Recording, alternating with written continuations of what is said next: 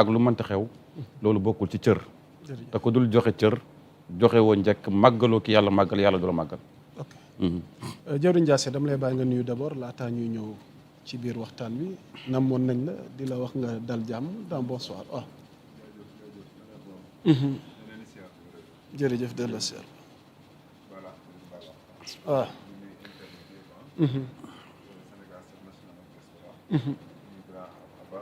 jaajëf.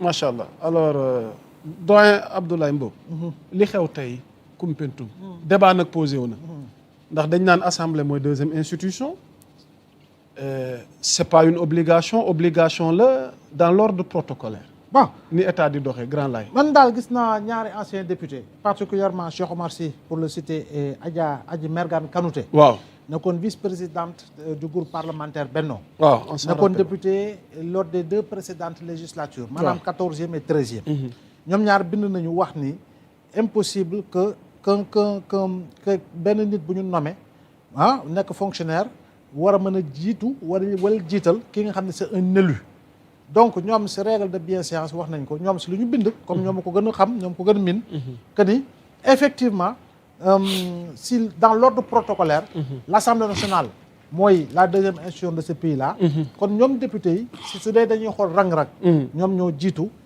kii nga xam ne moo di autorité administrative ñoom loolu wax nañ ko mu leer te ñaar ñooñu farlu ñu dëgg-dëgg ak Pastef parce que xam nañu seen position te wane nañu ni effectivement ñu ngi opposé wu di wut Adji Mergane Kanouté jamono ji mi ngi yëngu ca Kaolack pour war fa mën a doon maire Cheikh Omar Sy da nga koy gis ay bindam moom ak Théodore Chérif Monteil si débat yi nga xam ne ñu ngi koy posé dans le landerneau politico-médiatique mais l'un dans l'autre yaa Moussa loolu warut a nekk jafe-jafe très sincèrement bay nekk un débat national ñëw na jógoo kee jóg na kee jógul très sincèrement est-ce que war nañu nekk def ko débat dëgg-dëgg est-ce que préfet amoon na pour taxaw ne fu moo ko wax ñii bu ñu jógulee nañu génn tur déet moom kay séance tenante. waaw le préfet a exigé waaw commandant teew. voilà ñu pour ñu yëkkati leen si wala ndax jóguñu très sincèrement so c'est terre à terre quoi c'est élémentaire quoi parce que yow des fois sax di nga toog si jotaay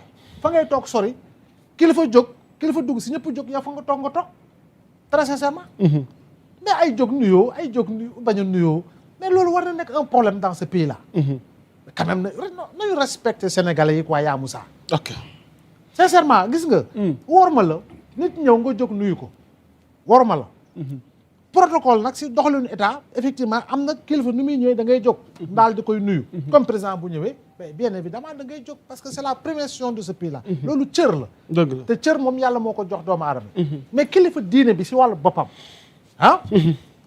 kilifa diine gi mu doon dañuy jàpp ni médaille la goo xam ne yëngoom si diine gi moo ko may bu dugg see da ngay jóg daal di koy nuyu waxuma la sax biir kër ga sa mag bu dugg see sax da ngay jóg sa wayjur bu dugg see da ngay jóg donc yooyu ay règle kii mais warta doon dëgg li nga xam moo di jafe-jafe ok parce que tey bu fekkoon ni préfet bi moo jiitu njëkk su tribune bi député yi bu ñu ñëwoon day jóg dina jóg bu jógul est-ce que ban réaction lañu siy am bu fu mu toog bu fay dafa toog nuyu leen fa est-ce que loolu war na andi coow quand même soyons dans les choses sérieuses et que autorité bi tamit moom i tamit la prochaine fois yooyu noonu na jàpp ni c'est élémentaire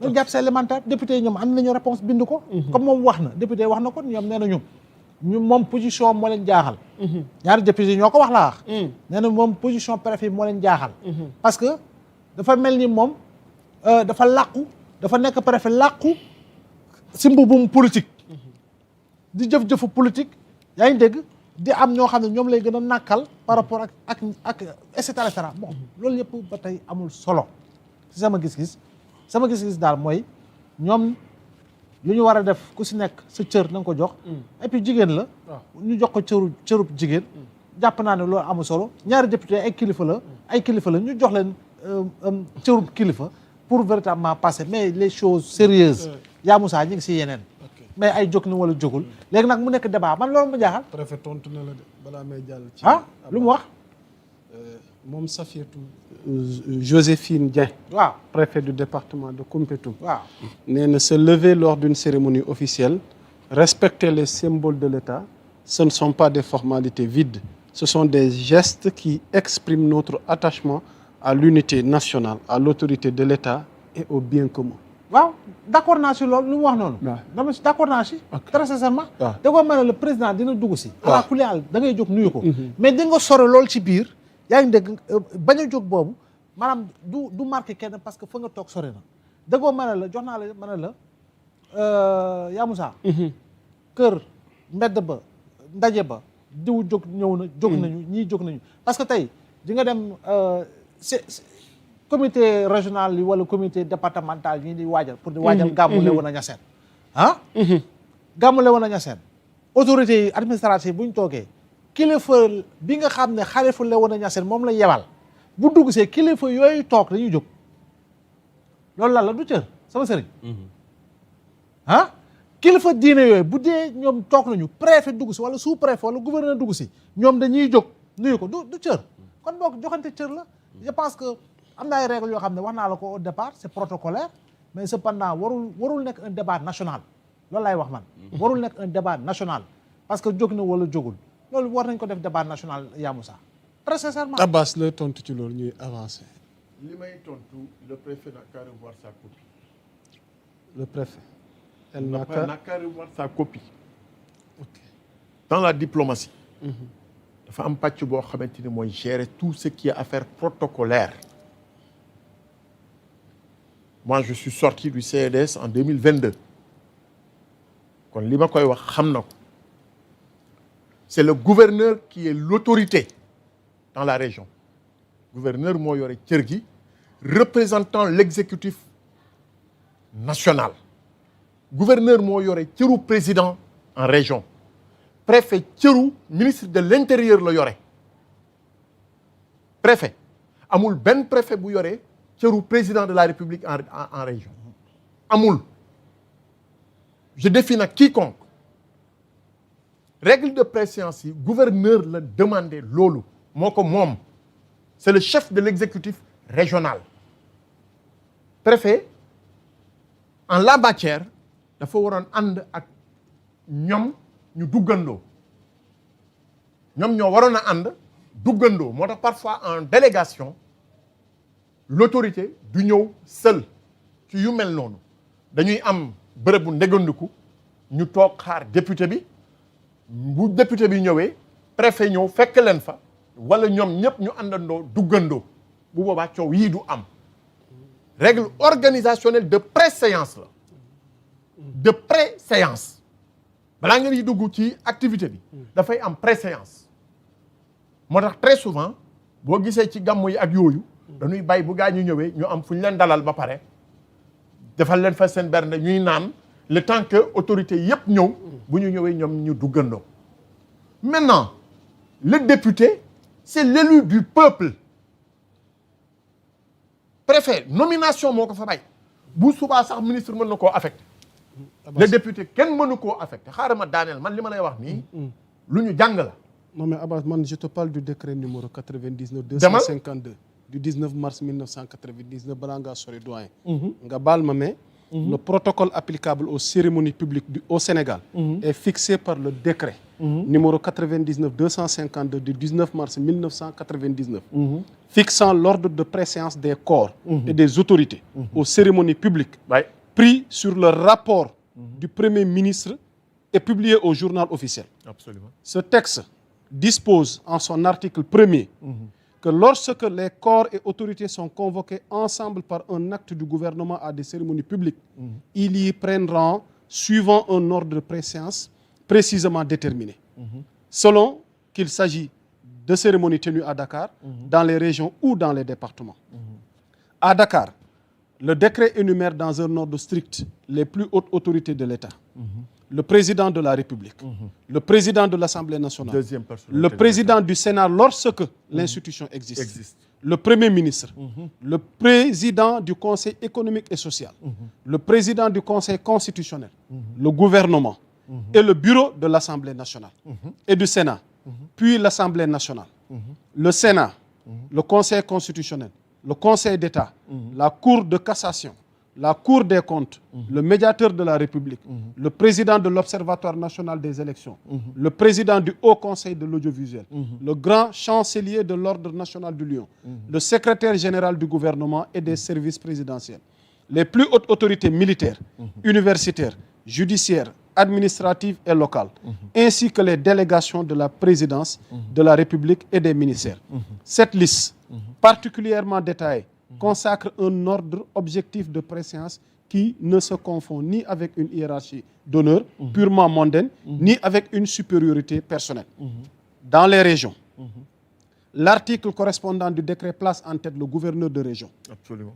accompagné de ses adjoints et du préfet du département dans lequel se déroule la cérémonie, puis les députés, les sénateurs, les membres du conseil régional, les préfets, les sous-préfets, le maire de la commune où se tient l'événement et à leur suite, l'ensemble des responsables judiciaires, académiques, économiques, sociaux et administratifs de la circonscription.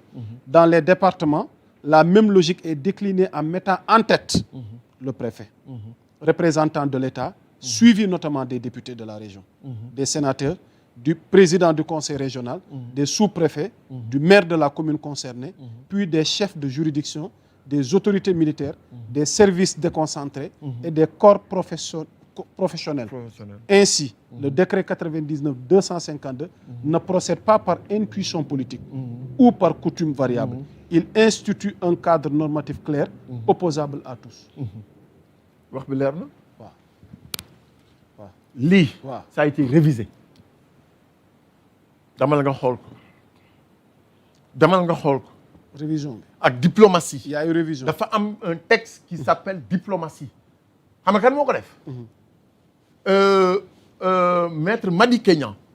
bi mu nekkee ministre des affaires étrangères.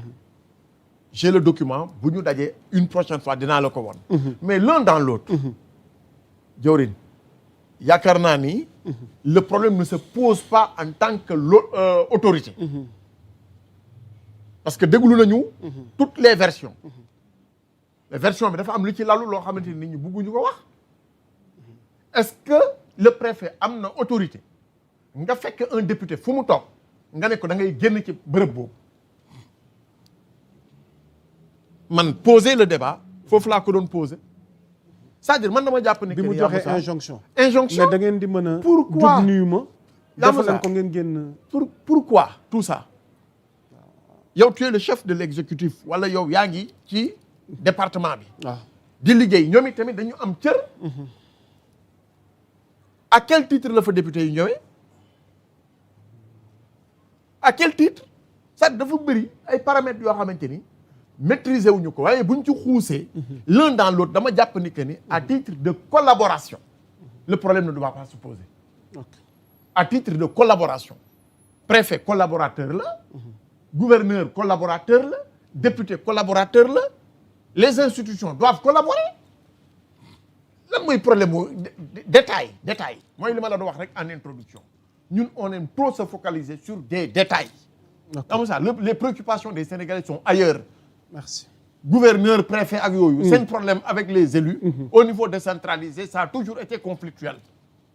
toujours été conflictuel. toujours. moi j'ai été élu. Ouais, je sais que tu parles en connaissance de cause. j'ai été élu. ok donc pour man. l'exécutif dafa am mission. l'élu dafa am mission. entre ces deux missions collaboration moo fa mën a am. jàmm ne ñooy suñu bëggee nag seen affaire la mais nañ ko gérer. jërëjëf Abbas. l'essentiel ce qui nous préoccupe. nañu xool lii njëriñ Sénégal. dinañ ci ñëw léegi Jawriñ Ndiassé waaw ci yow lay jeexalee point boobu waaw kon baax na.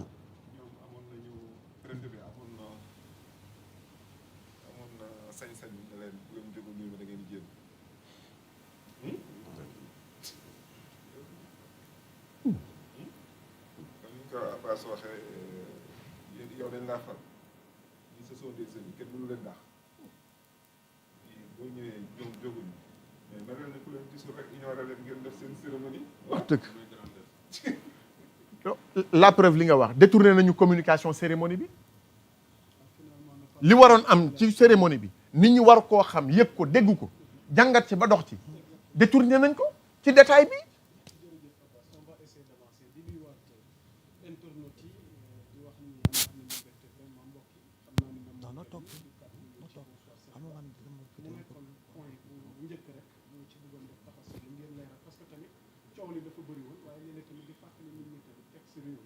ci situation yi nu mel nag après commentaire yi nag daanaka mu libre à chacun d'entre nous ci am commentaire yi nga amal ci sa gis-gis alors